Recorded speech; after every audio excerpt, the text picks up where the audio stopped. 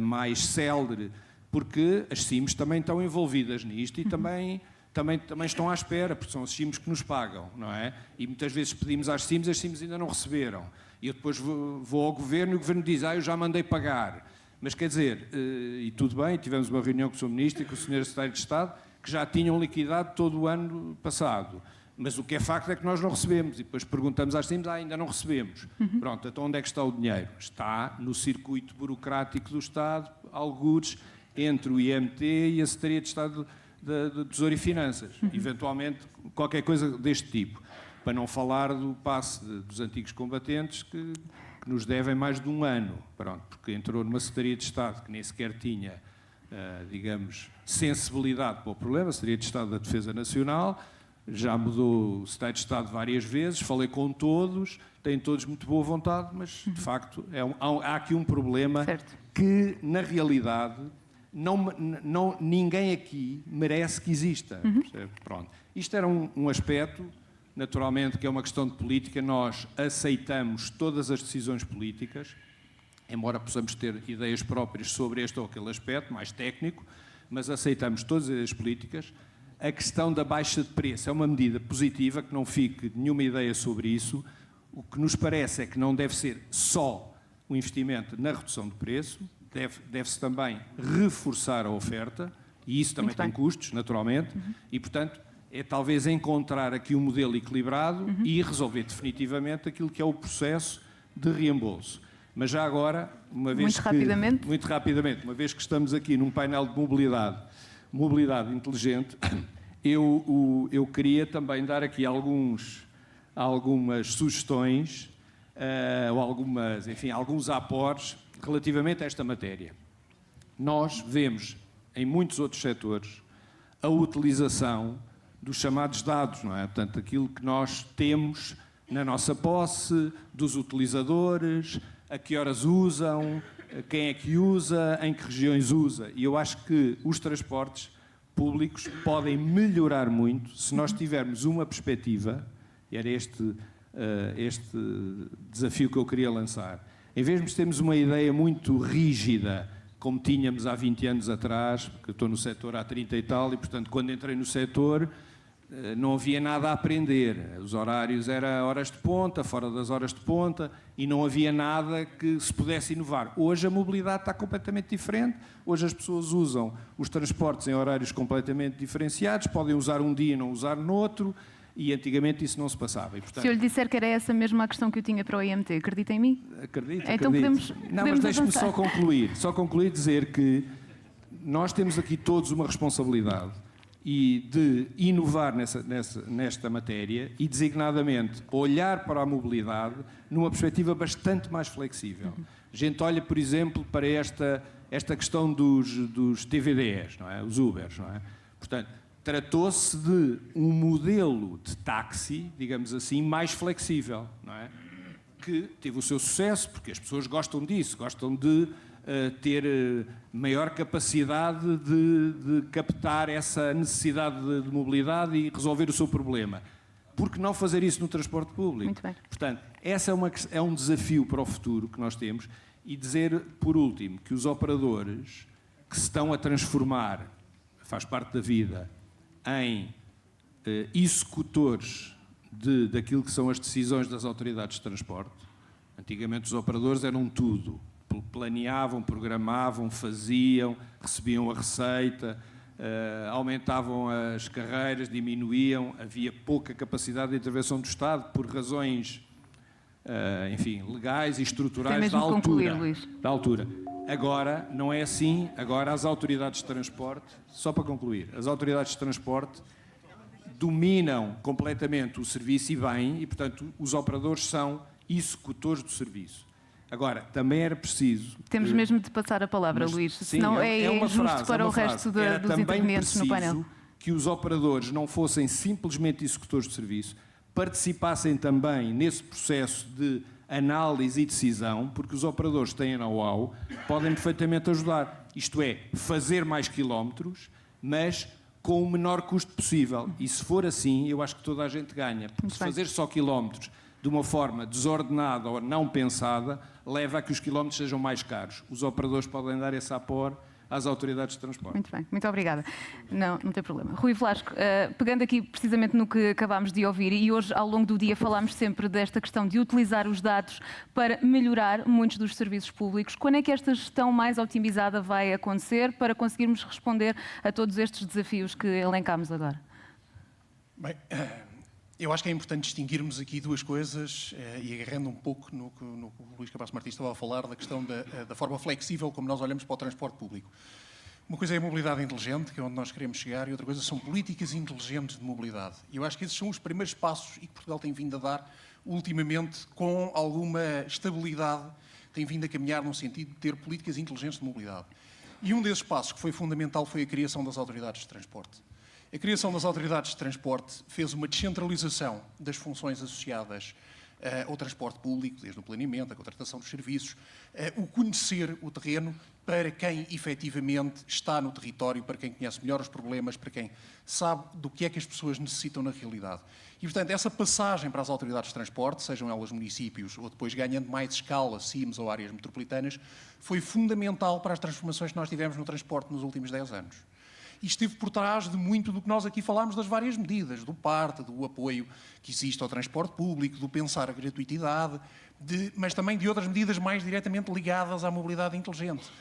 Muitas das autoridades de transporte hoje em dia dispõem de sistemas internos para conseguir monitorizar o transporte público e para conhecer o transporte público e, portanto, conseguir identificar onde é que estão os problemas.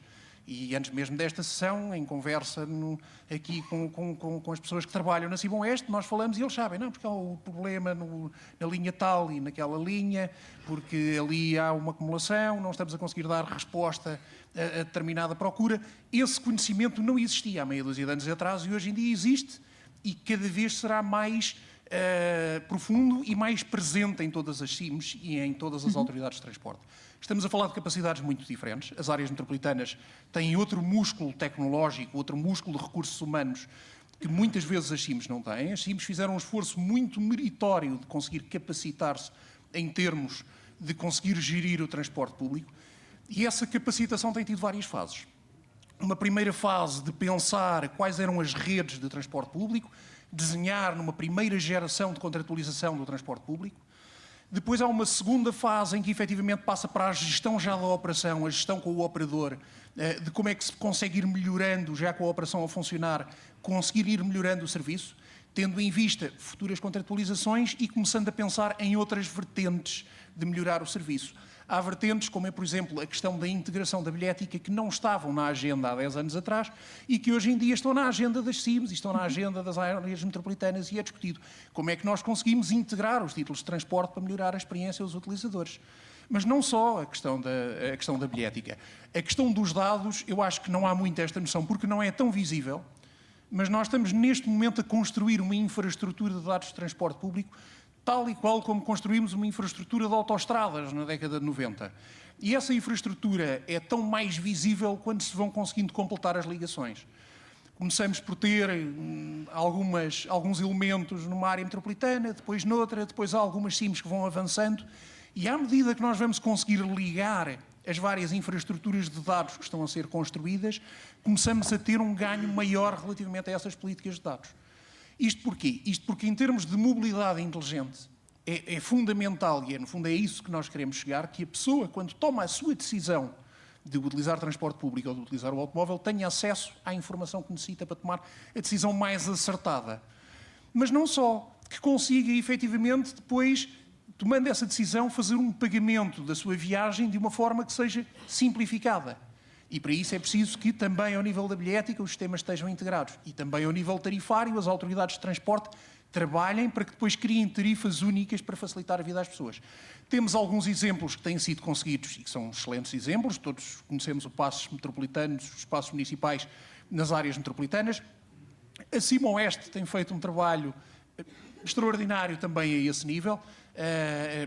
Ainda há pouco estávamos a falar, a partir de 1 de janeiro, a criação efetivamente do passe que permite viajar gratuitamente em todo o território da CIM e que permite efetivamente viajar por 40 € para a área metropolitana de Lisboa, vem mudar muito a vida das pessoas. Concordo com o Luís Cabasso Martins. A questão do transporte não se esgota na gratuitidade. É importante, muda muito a vida das pessoas. Recordemos que antes do parte, um custo mensal de deslocações para Lisboa a partir do Oeste rondava os 180 euros, hoje em dia ronda os 40. São 140 euros de poupança mensal por pessoa e, portanto, se estivermos a falar de uma família, estamos a falar de um ganho muito significativo e de um aumento muito grande na qualidade de vida. E não só isso, como mesmo em termos da própria economia, o facto das pessoas conseguirem aceder a empregos mais qualificados, conseguirem ter outra qualidade de trabalho, por exemplo, também em nível familiar, tendo modelos de teletrabalho que lhes permite equilibrar mais a vida familiar com a família e o trabalho, tudo isso são ganhos que às vezes são difíceis de medir, mas que são muito significativos para a sociedade portuguesa. Portanto, eu acho que nestes últimos 10 anos nós tivemos, efetivamente, políticas de transporte e mobilidade muito inteligentes e estamos a avançar no sentido dessa mobilidade inteligente, que será quando começarmos a unificar a tal questão dos dados, começarmos a conseguir construir plataformas que conseguem trocar essa informação. Porque os operadores não utilizam os mesmos formatos de dados, as autoridades não têm os mesmos formatos de dados e, portanto, há todo um trabalho de harmonização que não é muito visível, mas que é feito diariamente com os operadores, com as autoridades, para se conseguir avançar. Uma ferramenta, só para terminar, uma ferramenta que eu acho que vai ser muito importante a esse nível, é o facto de, nos próximos anos, se dinamizarem muito o planeamento da mobilidade urbana sustentável. Mais uma vez, faz parte deste ciclo de trabalho com as autoridades de transporte. Pensaram as redes de transporte e, neste momento, vão pensar como é que querem que funcione a mobilidade na sua região, no seu município. Vão desenvolver planos de mobilidade urbana sustentável e nós, quando divulgamos esses planos de mobilidade urbana sustentável, um dos aspectos fundamentais que o IMT foca sempre é a questão da participação pública. E quando falamos em participação pública, falamos também em envolver os operadores de transporte público. São atores fundamentais para se discutirem em conjunto qual o modelo, qual o plano que nós queremos para a nossa mobilidade. E, portanto, isto é fundamental. Nós, neste momento, tivemos um aviso que financiou um conjunto de planos de mobilidade urbana sustentável que vai ser desenvolvido agora no país nos próximos anos. E esses efeitos vão ser visíveis na vida das pessoas à medida que estes planos forem entrando em vigor, as ações forem sendo implementadas e estas políticas de mobilidade inteligente forem terem um resultado final de nós termos, no final, uma mobilidade inteligente. Eu diria que a mobilidade inteligente, para nós, é um objetivo a atingir. Muito bem, muito obrigada. Agora vamos passar a casos concretos do Passe EMI. Temos aqui representados o Bombarral e o Cadaval. As perguntas vão ser semelhantes, mas vou começar pelo Ricardo Fernandes. Que impacto teve esta medida na prática? Já sabemos a poupança que é, reconhecemos que é necessária mais oferta, mas sabemos que aquilo que pesa primeiro é a poupança no bolso dos cidadãos. Nesse aspecto, houve muita gente, de certo, percebeu isso, e o Ricardo no Cadaval também, virem viver, quer para o Bombarral, quer para o Cadaval. Isto também traz um desafio acrescido ao município. Portanto, como é que medem esta medida, que é boa, mas que traz desafios também acrescidos para a região? Sem dúvida, traz, e muito boa tarde a todas e a todos. Cumprimentava a Sra. Secretária de Estado e os meus colegas de painel, antes de mais, e antes de falarmos especificamente sobre esse assunto, enaltecer este Summit, que de facto está a decorrer. Quanto a mim, eu faço parte integrante e direta de este ecossistema de organização, e estou de veras satisfeito, estou contentíssimo com o decorrer desta cimeira, por assim dizer. Eu não gosto muito destes aforismos, estas expressões anglo-saxónicas, então. mas pronto, ok, tudo bem. É o nosso território inteligente e sustentável, sem dúvida nenhuma. Aquilo que eu posso dizer e que durante o dia se passou, referente aos vários temas, nomeadamente a questão da governança, a questão da qualidade de vida, a questão da economia, a questão do ambiente e, finalmente, a mobilidade inteligente e a mobilidade, todos estes temas, sempre do ponto de vista de Smart Vision e por aí fora. A questão é que estes temas, deles todos, aquele que me coube em sortes, é provavelmente aquele que eu estou menos preparado. Mas isso não impede que eu possa refletir sobre alguns temas e sobre alguns aspectos desta mobilidade. Eu digo isto com alguma graça porque é evidente que, perante os especialistas que me antecederam e que disseram tudo, é que disseram de facto tudo. E muito bem dito, e muito com grandes intervenções. E isto é, no caso do Oeste, isto é um ganho civilizacional. A questão do cartão M, a questão da pessoa, o passe M, a questão da pessoa poder andar pelo território inteiro, ir de Alenquer até Alcobaça, sem despender um cêntimo, isto é qualquer coisa de extraordinário. Isto é quase, diria eu, impensável até há bem pouco tempo atrás. Com, certamente, algumas questões que colocou, e muito bem, e que têm que ser, certamente, estudadas, dirimidas, muito faladas, mas isto é, sem dúvida nenhuma, um ganho intenso, um ganho nítido, um ganho palpável para as pessoas. É evidente que há sempre algum reverso, como em tudo na vida, algum reverso da medalha. E o reverso aqui, assim, muitas vezes... E a Sra. Secretária de Estado abordou aqui um assunto importantíssimo, os territórios de baixa densidade populacional, que, infelizmente, eu digo infelizmente porque muitas vezes não se pode medir a régua e esquadro aqueles territórios de baixa densidade populacional. Infelizmente isto foi feito, já foi feito há tempo, são mais ou menos acho que são concretamente 50 km desde a orla marítima, e isso inclui, por exemplo, o meu território que fica excluído dessas... diria, algumas benesses, ou pelo menos oportunidades relativamente a isso. E se formos ver, são características de territórios de baixa densidade populacional. Claro, comparado com outros territórios ao lado, com alguns parâmetros específicos. E, portanto, esta questão da mobilidade inteligente e que está, neste momento, o que estamos aqui a expressar, é, de facto, a movimentação das pessoas a custo zero. Muitas vezes aquilo que faz é que haja uma atração de maiores centros pelos menores. Ou seja, centros que têm pouca população irem, até mesmo, como é óbvio, em termos comerciais. Isso é perverso. Isso não é bom. E temos que apontar a dedo estas questões todas. É bom para as pessoas, é fabuloso, mas há sempre um reverso da medalha. Contudo, eu acredito que, em termos específicos do Bom Barral, tenhamos este reverso da medalha que pode ser perfeitamente compensado por, muitas vezes, esta questão que se diz é uma parangona, mas tem que ser verdade, que é a coesão territorial. A coesão territorial passa por aquilo que foi anunciado há tempo da localização do Hospital do Oeste. E Voltamos assim, esta mobilidade pode ser perfeitamente compensada com a deslocação das pessoas de uma forma simples e bastante económica, não pagando absolutamente nada. Esta sim, esta é uma coesão territorial a sério, concreta. Está ali, é palpável.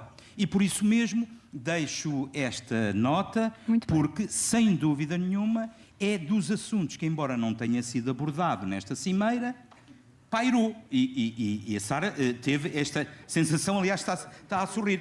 Mas isto não pode ser nenhum tabu.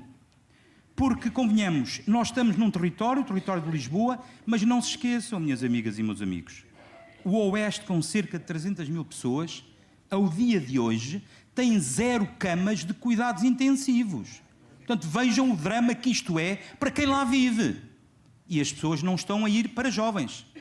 E estamos a falar de um país com a nossa média etária bastante alta. Muito alta. E, portanto, passível de ser completamente questionado esta questão relativamente à assistência hospitalar condigna, que provavelmente terá que ser a muito curto prazo implementada. Muito obrigada. E de Ricardo para Ricardo, de vizinho para vizinho, chegamos ao Cadaval. Bem-vindo, Ricardo Pinteus. Obrigado, a pergunta, Ricardo. no fundo, é muito semelhante, que é o que é que este passe M veio trazer ao município, até retirando um bocadinho da exclusão que falávamos aqui, mas que desafios acrescidos acaba também por trazer ao trazer mais pessoas para o município?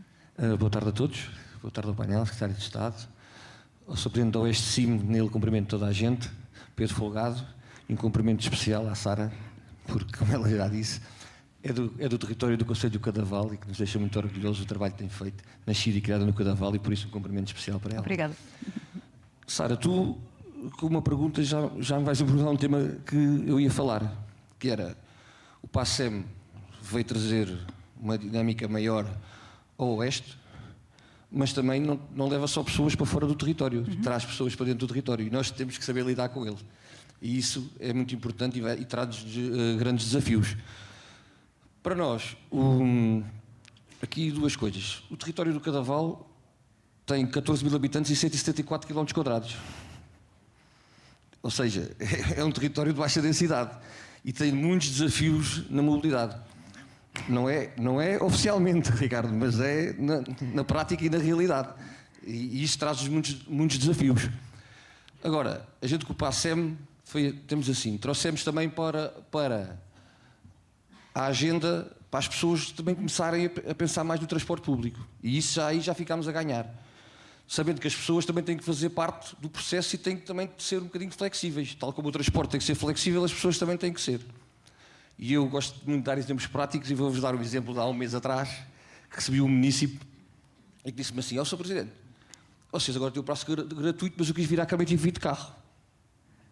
E eu expliquei-lhe: olha, mas você tem três autocarros de manhã que percorre, isto também vem da parte do transporte escolar, mas que é do transporte, tem 3 autocarros de manhã que percorre o concelho quase todo, 3 autocarros ao fim do dia, à hora de almoço e ao fim do dia, fora do circuito do escolar. E diz-me ele assim: mas nenhum desses horários me serve. Eu assim: pois, então, assim, nenhum desses horários. Tem que haver aqui um equilíbrio, não é? entre nós, nós, concelho e autoridade, para tentar chegar às pessoas, mas também tem que haver da parte das pessoas essa parte. Agora, o PASSEM é muito mais que um cartão. É muito mais só que tem uma parte social. Porque sem o PASSEM, temos noção que nos nossos territórios hoje havia muitos alunos que não conseguiam estudar na universidade. E logo aí já ficámos a ganhar. Porque a crise habitacional que existe em Lisboa, não havia famílias que não conseguiam pagar só a habitação para os seus filhos estudar. E logo aí já ganhámos. Já ganhámos com o PASSEM. Agora, vamos ter dores de crescimento. Porque o PASSEM não resolve o problema se eu quiser ir do Cadaval para a Lourinhã ou para o Sobral. Não resolve. Mas isso é o que o Paulo Simões há bocado falou, que é as dores de crescimento, vamos tentar resolver a pouco e pouco. Estamos a tentar criar circuitos mais pequenos, circuitos que sirvam as pessoas, mas as pessoas também têm que ser flexíveis. Por isso, para o território do Cadaval é muito bom, mas também temos muitos desafios. E acho que sou um exemplo, nós, o Oeste, estamos a ser um exemplo, estamos na linha da frente, mais uma vez, com muito esforço todos, e com os olhos sempre postos em cima de nós, mesmo aqui falando de outra parte, que é que nós estamos aqui numa luta e pedimos à autoridade que nos dê um voto de confiança, que é a aquisição da empresa de transportes para fazer uma parceria, porque eu acho eu e todos nós, senão não estávamos a lutar por isto, que vai ser mais valia do Oeste, porque com o conhecimento que nós temos do território e com o conhecimento que o know-how da empresa nos transportes, eu acho que pode vir a ser um sucesso e um exemplo. E pelo menos deixem-nos experimentar. Porque como está, não resulta. E se nos deixarem experimentar, depois vamos agilizando as coisas. E por isso, mais uma vez, queria dizer que o Cadaval é um desafio grande, mas é muito importante o PASSEM e os 40 euros pode não ser só o suficiente, mas neste momento, para as pessoas, é o mais importante. Nós por trás temos de fazer o resto para as coisas ficarem agilizadas. Muito bem, e já fez a diferença. Obrigada, Ricardo. E só, se me deixa permitir, fora disto, ninguém me encomendou este sermão, mas eu não posso sair daqui sem dizer isto. O Oeste, região inteligente, tudo inteligente, falámos aqui um dia de sucesso para todos, falámos muito disto, porque todos nós, colegas, temos de trabalhar tudo para isto, e a liderança, se só se conseguiu com a liderança. Mas a gente fala liderança, mas no Oeste a liderança tem um nome. E ele não me encomendou isto, ele também se vai embora, também não estou a engraxá-lo, que é o Dr. Pedro Folgado, que é ele que se deve isto, porque é ele que gera, e o Paulo Simões, porque é ele que gera estados de alma e ansiedades dos presidentes todos, é ele que tem que gerir isso tudo e fazer aqui a ponte e ser um mediador. Por isso eu não podia deixar hoje sem dar Obrigada por essa nota. Dr. Pedro Folgado. Obrigada. Paulo Simões, em jeito de conclusão, e dirás o que entenderes para resumir, mas eu gostava de lançar aqui um desafio que não é só transversal ao Cadaval e ao Bombarral, eu penso que é a muitos territórios da região Oeste, que é um dos grandes desafios com este êxodo que estamos a assistir, é que estas cidades e vilas não se tornem em apenas dormitórios.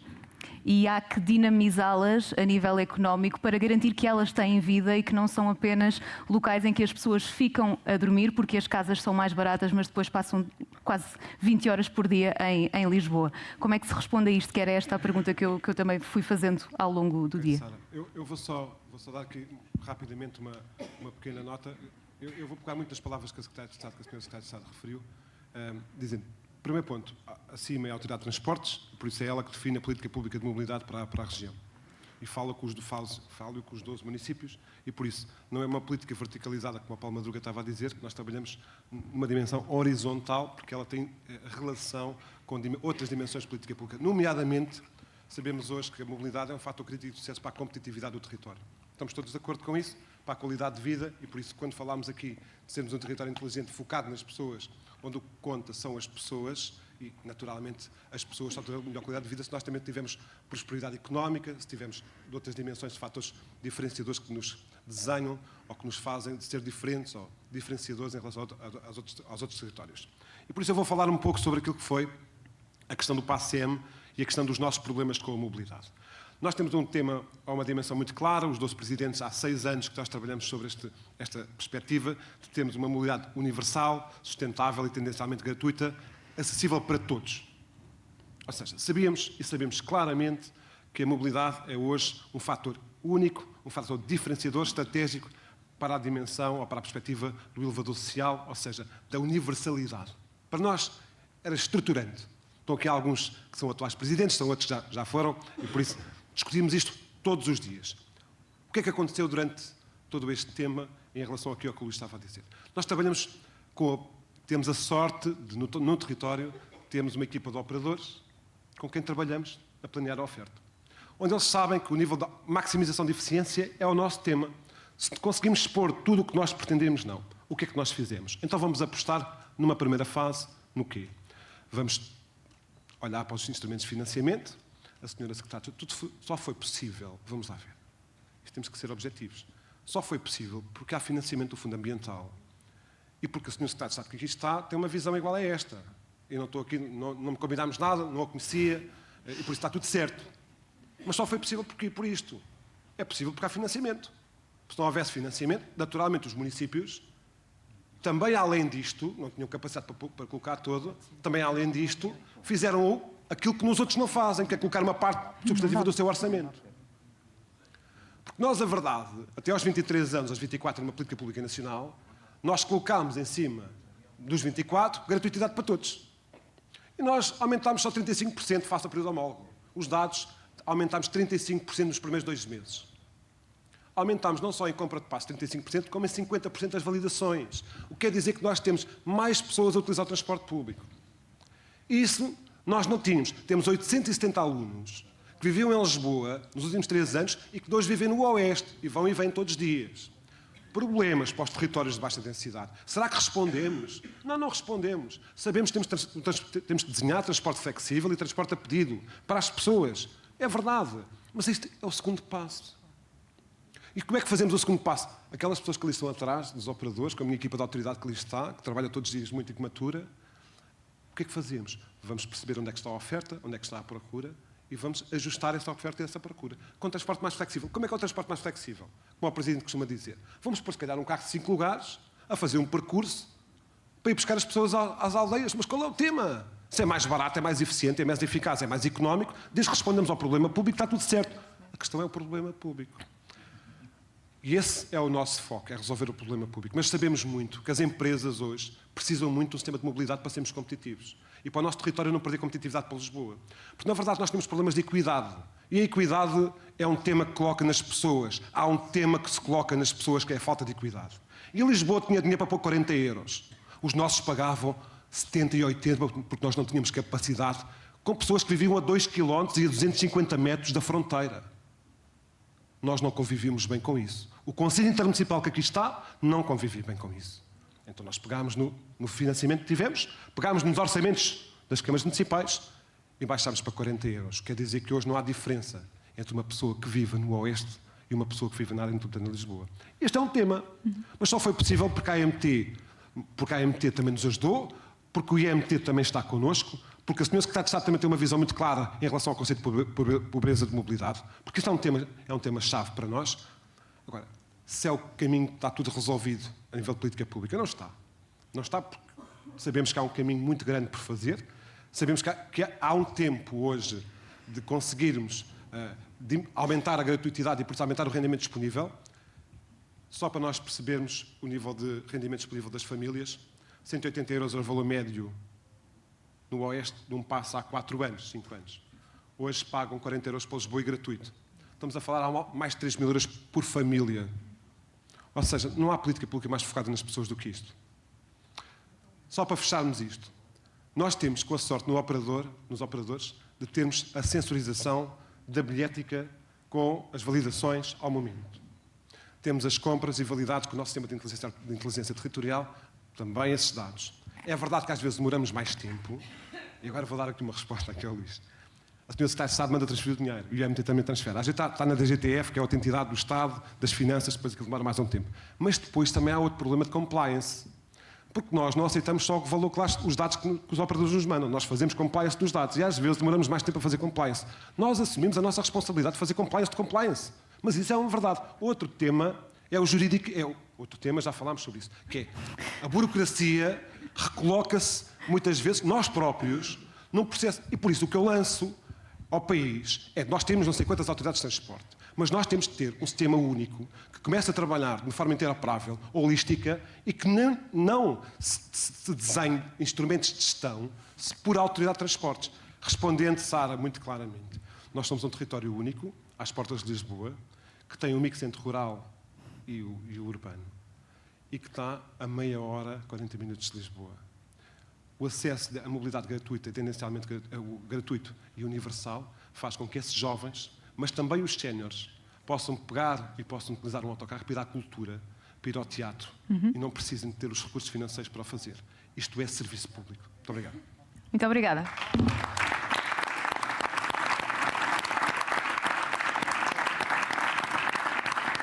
Obrigada também a todos os intervenientes aqui neste painel. Penso que foi um brilhante painel para terminarmos a nossa Oeste Summit, mas não nos vamos já embora, até porque vamos ter aqui um momento de reconhecimento ao trabalho desenvolvido pelo falecido Presidente da Câmara Municipal de Torres Vedras, Dr. Carlos Bernardes, e, portanto, vou pedir ao Paulo Simões que assuma este momento e que se mantenham aqui os autarcas do Bombarral e do Cadaval e que se juntem os outros representantes da Oeste Sim também aqui em palco. Aos outros, muito obrigada pela presença aqui. Os autarcas, os meus presidentes, vou chamar também o presidente, ex-presidente, mas sempre presidente Tita Ferreira, porque também conviveu com o presidente Carlos Bernardes, se não se importar.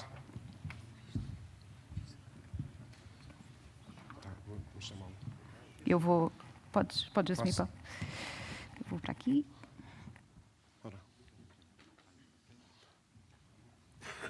Vamos naturalmente, há um momento simbólico, isto é sempre mais complicado do ponto de vista emotivo, mas eu não vou demorar muito tempo, até porque são palavras que nos tocam muito. Nós trabalhamos arduamente com uma pessoa que estamos hoje a reconhecer o seu serviço público. Eu tenho o privilégio de ter trabalhado com todos eles que aqui estão e de estar a trabalhar com eles. Para mim é talvez o momento mais importante da passagem da minha vida enquanto estou público. E já estive nos diferentes níveis de administração pública. Obrigado, Senhora Presidente, Senhores Presidentes, mas hoje estamos aqui para agradecer a uma pessoa que muito contribuiu para que o Oeste seja hoje uma região inteligente, sustentável e inclusiva, onde as pessoas são o foco da governação. É muito difícil falar dele, ele conviveu, nós tivemos um momento de Covid onde convivemos com ele. Ele é alguém que marcou, como vem, o semblante de todos. Não é propriamente um semblante fácil, porque é uma pessoa, será sempre uma pessoa especial dentro dos nossos corações, e por isso vamos chamar o Rafael Bernardes, para receber.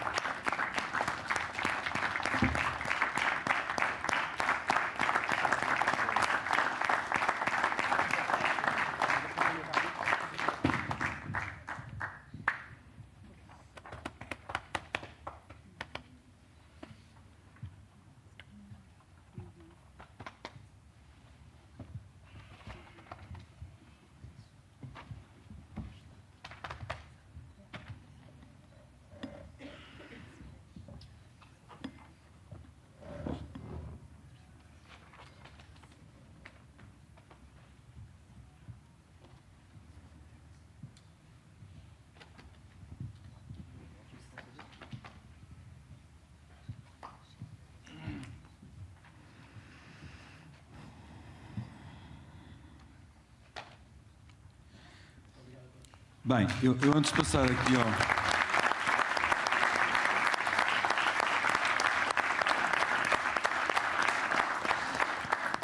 Antes de passar aqui ao Rafael, no fundo, complementando aquilo que o Paulo disse, nós, nesta vida, temos altos e baixos, enfim, partilhamos muitas alegrias, mas também muitas tristezas uns com os outros, e não for esta união que nós temos, nomeadamente na Oeste de Cime, enfim, não é a primeira vez que digo isto, e tenho dito e repito e continuo a repetir, tive a sorte de apanhar 12 anos com estas pessoas e com outras que já saíram, mas que efetivamente foi muito, muito fácil trabalhar, muito fácil.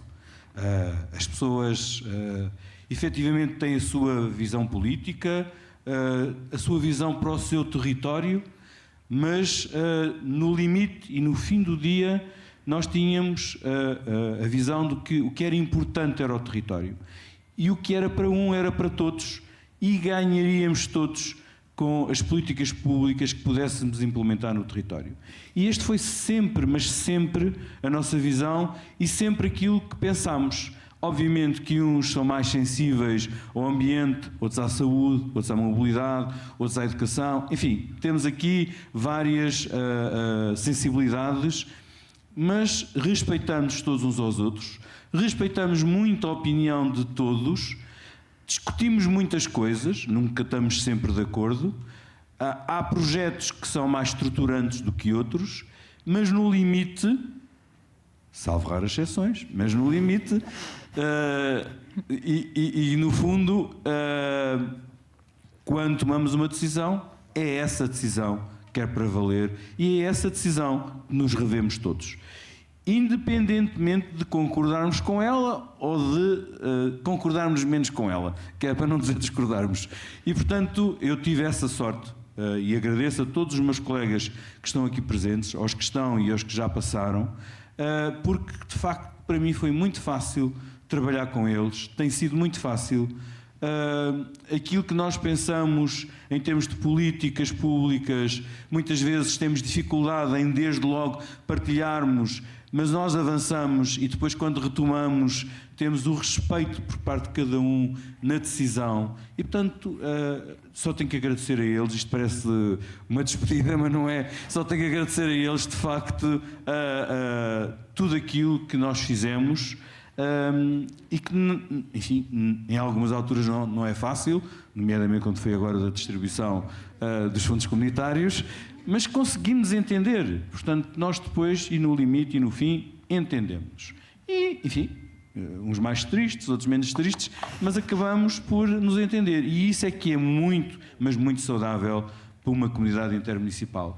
E, portanto, nós, nesse aspecto, somos exemplo, não tenho dúvida nenhuma em relação a isso. Temos muitos projetos, na minha opinião, às vezes, demasiados projetos em carteira, muitas frentes. Para isso precisamos de uma equipa musculada que nos dê apoio na CIME. E, portanto, também agradecer a essa equipa que está em back-office, mas que nos apoia todos os dias, porque sem eles também não conseguíamos avançar. E isto para chegar aonde? Ao Carlos Bernardes. Porque, efetivamente, o Carlos Bernardes era um motor também destas políticas públicas. Ele empurrava-nos. Às vezes já ele ia não sei onde e ainda nós estávamos aqui. E eu às vezes tinha que o puxar, mas, efetivamente, ele era sei lá, nem sei o adjetivo que ia de utilizar, porque de facto ele era um defensor do Oeste, um defensor das políticas públicas no Oeste e na implementação dessas políticas públicas, repito, independentemente da cor política de que ele tinha e de que cada um de nós temos. Ele, quando empurrava todos ao mesmo tempo. De facto, tivemos um constrangimento, que foi a pandemia, e isso prejudicou-nos muito, a todos os níveis, profissionalmente e pessoalmente, e foi o que foi, conseguimos ultrapassar, e temos, enfim, sentimos muita saudade do Carlos Bernardes e dele nos empurrar repetidamente para muita coisa, mas, enfim, a vida é assim, e hoje, enfim, não é uma homenagem, mas é um reconhecimento pelo trabalho que ele teve na CIME e que realmente é devido a ele também que estamos aqui agora e que realmente implementamos e estamos a implementar algumas das políticas públicas em andamento no Oeste CIM. Portanto, muito obrigada. Em nome enfim, da CIM, agradecer ao Rafael por estar aqui connosco e, portanto, enfim, esteja onde estiver o Carlos Bernardes, que esteja bem, que esteja feliz, porque nós estamos felizes também aqui no terreno e a implementar coisas que ele pensou, que teve visão e que gostaria de ver na prática. Muito obrigado.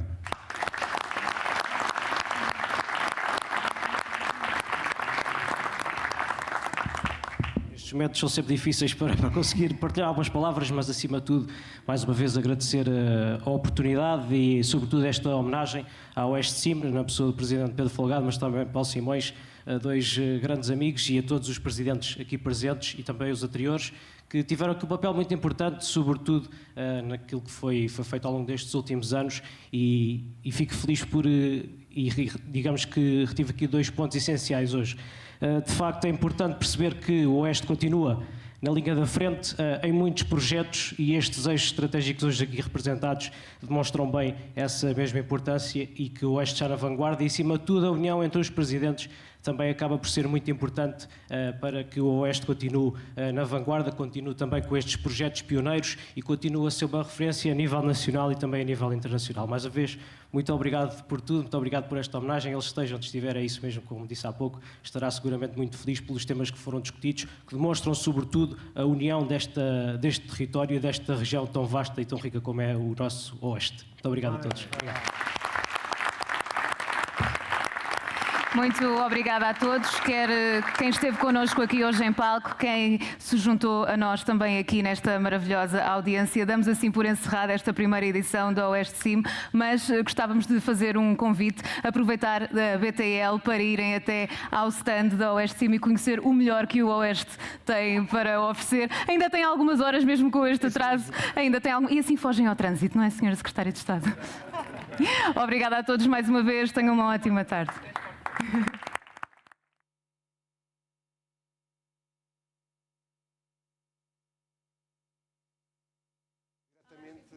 Diretamente sem qualquer tipo de pagamento. Parabéns a nós. Vai embora. Basta ir lá fora e tem acesso ao bilhete para entrar na BTL, não tem que ficar na bilheteira e não tem que pagar esse acesso. Portanto, lá fora conseguem tratar de tudo e podem entrar depois diretamente na Bolsa de Turismo de Lisboa. Obrigada.